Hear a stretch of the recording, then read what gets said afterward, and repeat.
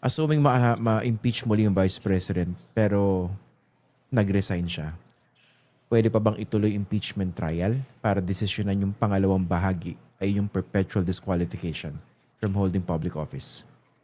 Well, katulad ng sinasabi ho ng maraming tao, isa ho yan doon sa pagdedebatihan when we reach that point. Kasi siyempre, may paninindigan na pagka ako nag-resign, tapos na.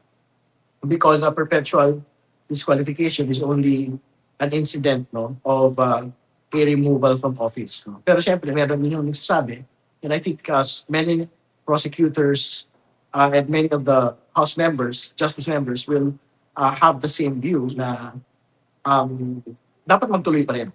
Dahil we have to try ito pong bahagi ng perpetual disqualification from holding public office. Mm-mm. Pero kayo, anong tingin niyo? Bilang isang abogado rin.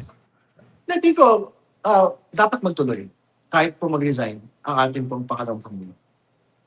Okay. So you're expecting na talaga ma-impeach mo ulit si Vice President, no? Pero kumusta yung Kasi last time, nagbuo na ng mga House Prosecution Team, no? Kayo po ba meron na kayong, parang at least informally, napapag-usapan na bubuo ng impeachment prosecution team? Nagbagit naman ako si Chair Luis ng ilang mga pangalan na pwede. At tingin ko naman ho, yung pong mga miyembro po talaga ng House Committee na nagtatalakay po nung pong all of the issues during the hearings will be the same set of prosecutors dahil mga abogado naman po sila. So, kasama dyan sina Congressman Zamora, Congressman Chua, nababanggit ho yung iba pa hong mga pangalan na mga pwede rin sumama doon sa panel of prosecutors for the Senate trial. Ito yun, di ba? Kasama ba dyan sina, nababanggit sina Chel Jokno, Leila de Lima? Sorry. Congressman Jokno, Congressman de Lima, I think they will be invited to join the panel prosecutors. How about you? You're also among the most vocal members of the committee. Well, kasama yun sa mga pinag-usapan din. No? So, nothing is final until all of us get elected in plenary. So, I think naman kami pong lahat ay handa to take on the task. Kasi it's a constitutional duty if you get elected to it. So, kung ano yung pagpapasya ng plenary, we will fight. Okay. And how are you preparing to deal with the possibility or the likelihood that you're also going to face a biased Senate impeachment court in the sense na may ilang mga miyembro ng Senado na very known na yung kanilang posisyon about this, di ba? Katunayan, very recently, may isang miyembro ng minority na sinasabi, trabaho namin na mag-oppose at mukhang i-oppose nila itong pagkukonvene ng Senado as an impeachment court. Tapos may isa pang senador na sinasabi, kung ako lang masusunod, ayoko na talaga. Hindi ako naniniwala sa impeachment. Diba? Iba mas vocal pa nga. Diba? So these are the types of senators, at least some of them, who have been making public their sentiments or views about the impeachment. Siyempre, malayo po yung mga senador to convey their views on the impeachment and to convey how they will work as senator judges. No? So, ginagalang po namin yon as an independent institution from the House. I think the House contingent will be nonetheless laser-focused on basically presenting the case to the Senate Impeachment Court. No? So, tingin ko naman ho, kabisado na po ng mga public prosecutors. No? Yung pong lahat ng aspeto ng kaso nito.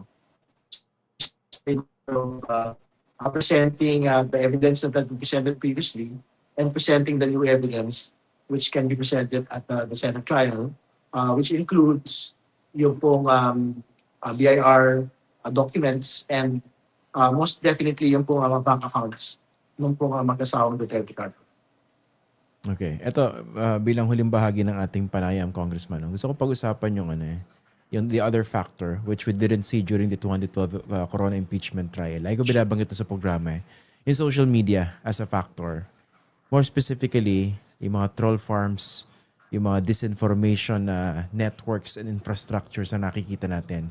Kaya ako siya itinatanong ngayon dahil ikaw mismo, you know this for a fact, very much the target with laser-like focus by many of these disinformation networks, I suppose, no? Grabe yung pangbabalahura sa'yo, pangyuyurak.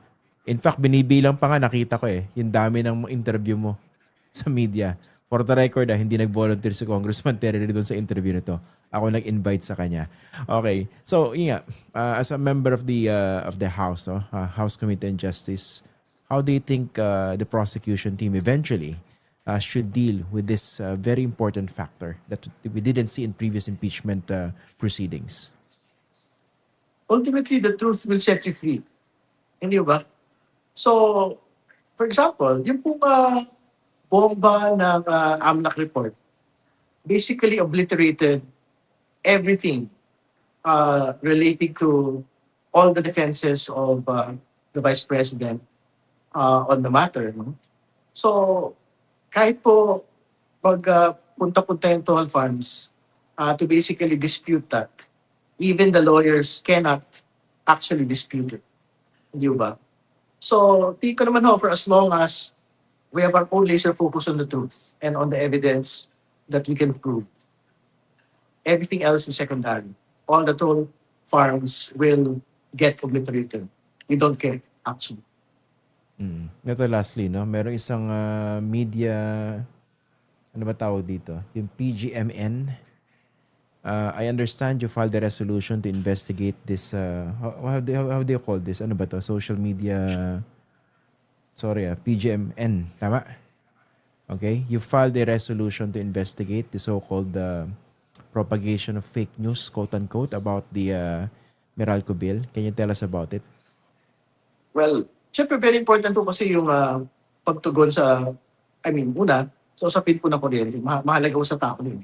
Pero syempre, hindi naman po pwede na yung pong batayan natin for basically standing for lower electricity rates or lower taxes on electricity rates ay nakabatay po sa hindi ho katotohanan. No? So, meron po kasi content na, well, hindi naman po sila yun. Pero it was a platform in their page kasi na parang they were using different account numbers. So, for example, for the 700 pesos na it's a one account and then the next account was 7,000 as if it was basically one account in one household. So, yun kasi yung fake news tungkol sa bagay na yun. So, yung mga ganun, hindi ko talaga natin dapat pinapalampas. Pero sa akin lang, Congressman, hindi ba overreaction yan in a way na magkakaroon agad ng investigasyon dahil dun sa impormasyon na yun? Hindi ba pwedeng i-debunk na lang yun or i-dispute using the social media platforms? Hindi rin kasi kailangan din malaman kung disinformation campaign yun eh. Hindi kasi pwedeng, lalo, that is a very hot button issue, malapit sa puso ng tao. Pagka content is being created na hindi talaga nakabatay sa katotohanan, you really have to raise a red flag. Matatignan, is there actually more to it than what meets the eye? Hindi ba? So, I think yan yung batayan why a resolution was filed on the matter. And how likely na talagang magkakaroon ng investigasyon dito o pagsilip? Well, we will see. Siyempre, focus pa tayo at this point doon sa iba pang mga pressing issues. No? I mean, in as much as we'd like to talk about fake news, we'd also like to be able to talk about, firstly, the impeachment, of course, but secondly, yung pong how to respond to real concerns on electricity rates, no?